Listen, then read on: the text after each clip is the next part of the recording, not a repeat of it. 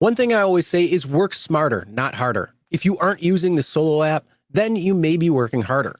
So let's change that. Download the app, link your accounts where you can manage your income, track your expenses, and project your taxes. Not only that, but you can plan by optimizing your time, make more, and even guarantee your daily pay with guaranteed earnings. Download Solo and begin to work smarter, not harder today. Link is in the description. All right, let's get back to it. Let's talk about why you should not turn auto accept on when you are doing your trips. In fact, you should probably do stop new requests, but this isn't in This rides. doesn't This is open you just guys' in eyes. general. Yeah. When you get a ride coming in, that you should not be accepting auto accept. And this is the way it should actually be, Sergio. Yeah, Not the other way around that we had discussed 2 weeks ago. But Yeah. this is the right way. Yeah. I think he's in the chat. So Mike sent me this from Tampa. He drives Excel. And I titled it, "Why should one not have auto accept on?" He goes, "Hey, Sergio, got a good one from Saturday night. Lyft pricing shenanigans, big time. For context, this is peak bar closing time in downtown St. Pete, Florida on Saturday night. You can get $17 for a short 3 to 5 mile rides. Take a close look at these two screenshots. See, this is why I like the community, right? And they send this to me, and I package it in a way to make people understand that having auto accept on, accepting everything, working the way they want you to work is counterproductive to your financial health. Okay. The one on the left was offered as an add-on. So that's why Chris was talking about, right? You know how they queue, put it in your queue on Lyft.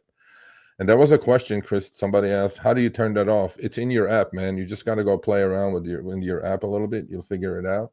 We have a video, I believe, that actually shows that. Okay. Well, go on to check on the channel. So the one on the left was offered as an add-on, so queued up while he was still on a trip, while I was dropping off a current rider. I declined it. The one on the right was offered as a normal ping the instant after I dropped off the current rider. Yes, I took it. No shit. Of course you took it.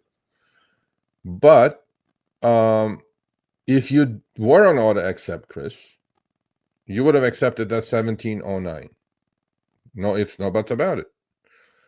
You should always have a choice of, look, once in a while, and look at the hourly difference, Chris. Not that the 1709 was a horrible chip. It wasn't a horrible chip. Hold on. Before you go on, let's break it down just so people who are listening can understand what you're talking about. So, the first ride request that came in, Mike was dropping off a person. You know, you get that stacked ride, you get the queue. So the first one that came in when it was him dropping off the ride was for 1709, and it was 2 minutes away, 0.2 miles, for a 22-minute ride or a 17.2 mile trip. And it was coming in at 1709. And of course, you got to love what Lyft does now with the little hour estimate. It's $42.72 for this ride. But he said, nope, not good enough. So what he did was he ended the ride, and right after, then he got the same exact ride request that came in. But the difference is just the pickup, because it was a little bit further away than where it was. And here's a fun fact that shows you where you are currently for the queue. That doesn't show you where you're going to be from the actual drop off. So it could be like, oh yeah, they're right around the corner, but then it's going to be a mile and a half away or something, kind of like what you see on the right screenshot. So the next screenshot, the only thing that's different, it's still a 22-minute, 17.2 mile ride, but the pickup is 4 minutes or 1.2 miles away. So about a mile difference, no big deal. But here's where the kicker is. The price that they're going to pay him went from 1709 to 3813, which is almost it's actually $20 and some change more than what he would have gotten just by the auto accept. So it goes, instead of $42.72 an hour, it jumped up to $87.99 an hour because he didn't accept the ride on it. He didn't have auto accept on and played it smart. Well, I mean, on the face of it, 1709 is not horrible. Okay. 42.72 No, I an mean hour. it's like $1 a mile if you look at it that way. Yeah, $1 a mile, You're still making 42 an hour. 42.72 per hour, right? Okay, but this is an XL offer, by the way. This is not X or whatever. And 38 is a lot better, obviously. And yeah, man, you got to be picky in this game.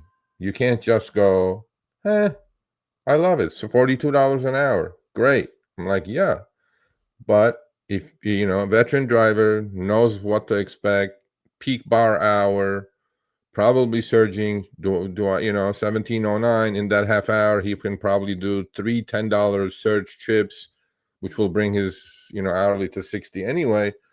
But you have to kind of play the game, right? We are all in the simulation together. We got to play this game. And one of the reasons I think they paid the second offer that came in as a regular ping, because he did take the second trip, and look at what they charged the passenger, Chris. So on the first trip, they would have charged 77 and would have paid you 17. And then the algo goes, I'm going to throw him a bone. I'm going to send him to $38. And, Lyft still came out, smelling roses. I mean, it wasn't that bad for Lyft either, right? And they charged the rider 77 and paid him 38. That kind of makes it reasonably palatable, actually. And yeah, there you go. So be picky, man. Don't work the way they want you to work. Don't accept everything.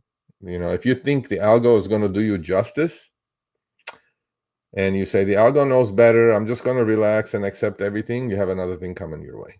So yeah, that's the lesson of the day. Yep. So yeah, the smart move is turn off new requests so you don't have to. I believe we made a video on that that shows you how to do that.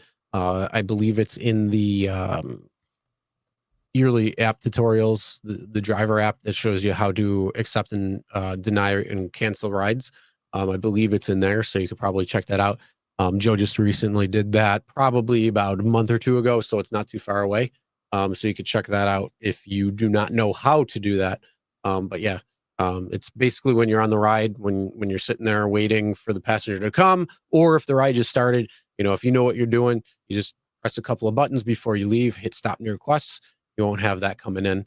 So that's a good little thing there.